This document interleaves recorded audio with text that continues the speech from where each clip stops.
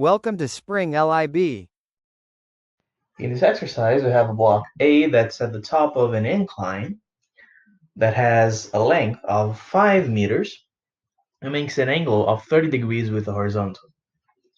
When the incline ends, the block will still fall for a distance of 2.5 meters until it reaches the ground.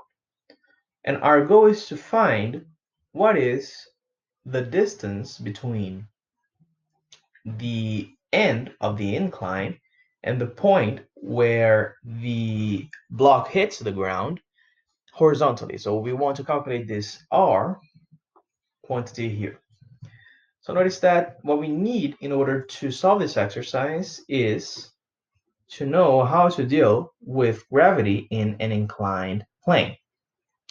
So basically what we need to, the question that we need to answer is, what is the acceleration of block A along the incline due to gravity? So basically, consider that we have a particle, in this case a block, on an incline, just as in the exercise. Notice that the forces that act on the block, disregarding friction, are the gravitational force and the normal force. Okay, and I'm gonna choose a coordinate system such that the y-axis is pointing downwards and the x-axis to the right. I'm sorry, to downwards, but along the incline. So this is x and this is y. So we can decompose the gravitational force into two components. So we have that, let me write it like this. Fy, the gravitational force along the y direction, is equal to mg cosine of theta, considering that theta is this angle here. And Fx is mg times the sine of theta. Okay, notice that in the y direction, we have that the normal minus Fy, that is minus mg cosine theta, must be equal to 0 because the block does not move in the y direction. This means that n is equal to mg cosine theta. And along the x direction, we only have Fx, so we have that mg sine theta is equal to ma, which means that g times the sine of theta is equal to the acceleration a. Okay, and this is going to be important for us because the block starts at rest, so we can use Torricelli's formula to find what is its speed when the block reaches the end of the incline. So we know that the speed of the block squared will be equal to the initial speed squared plus 2 times the acceleration times the distance traveled. Notice that the initial speed is 0, so v is the square root of 2 times a, which is g times sine of 30, times delta x. Now let's plug in the numbers. So we have that this is the square root of 2 times 9.8 meters per second squared times the sine of 30 times 5 meters. Okay, so the speed of the block when it reaches the bottom of the incline is 7 meters per second. Now, I calculated this because this is going to be the initial speed of the block after it leaves the incline and starts freely falling. So basically, when it starts freely falling, there's only the acceleration of gravity present. So now the acceleration along the y direction is equal to the acceleration of gravity, while the acceleration in the x direction is 0 because there's no force acting along the x direction. Okay? And the initial speed is pointing to the same direction as the incline. So it's making a 30-degree angle with the horizontal, meaning that the speed in the y direction is equal to the magnitude of the speed times the sine of 30, while the speed in the x direction is v times cosine of 30. So Vy is 7 times sine of 30, which is 3.5 meters per second. And Vx is 7 times cosine of 30, which is 6.1 meters per second. Okay, now we know the components of the speed. With this, we're going to be able to find how long it takes for the block to fall to the ground.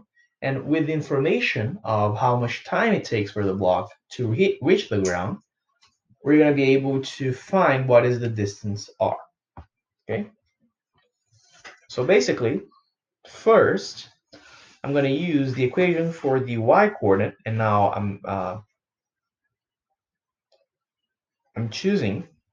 I didn't say that before. I should have said that I'm changing the convention, because before I said that the y direction is this and the x direction is this one, but after the block leaves the incline, I'm taking the more conventional coordinates, that the y direction is pointing downwards and the x direction to the left. Okay, so we have, for the y component equation, we have that y is equal to y0 plus v0y, which I'm just calling vy, times t, plus 1/2 of g, which is the acceleration, t squared. Now consider that y0 is 0, that is the point where the block leaves the incline is the origin of our coordinate system, and y is equal to 2.5 meters. That's the height. And this is equal to Vy, which is 3.5 meters per second, times t plus 1/2 of g, which is 4.9 meters per second squared, times t squared. So 0 is equal to 4.9 t squared plus 3.5 t minus 2.5. Now we can solve this. So t is equal to minus 3.5 plus or minus the square root of 3.5 squared plus 4 times 4.9 times 2.5 divided by 2 times 4.9. If it isn't clear, I just used Bhaskar formula. Now notice that we are only interested in the plus solution, since the minus solution will yield a negative number. We're not interested in that. So t is equal to 0.44 seconds. This is the time that the block spends freely falling. And r is equal to the speed in the x direction times t. So it's 0.44 seconds times the speed, which, as we saw, is 6.1 meters per second. So r is equal to 2.68 meters. Okay. Besides this, we also have to find how long the block spends on the incline. So remember that we found that the acceleration a of the block when it's on the incline is g times the sine of 30. The sine of 30 is 1/2, so we have This is equal to 4.9 meters per second squared, since g is 9.8. And v, the speed, is 7 meters per second. Okay? So basically, we know that the block starts at rest, so v0 is 0, and I'm going to use the equation for the velocity of a body that has constant acceleration. v0 is 0. I'm going to isolate t here. So we have that t is equal to v divided by a. V is 7 meters per second, while a is 4.9 meters per second squared. So t is equal to 1.43 seconds, which concludes our exercise.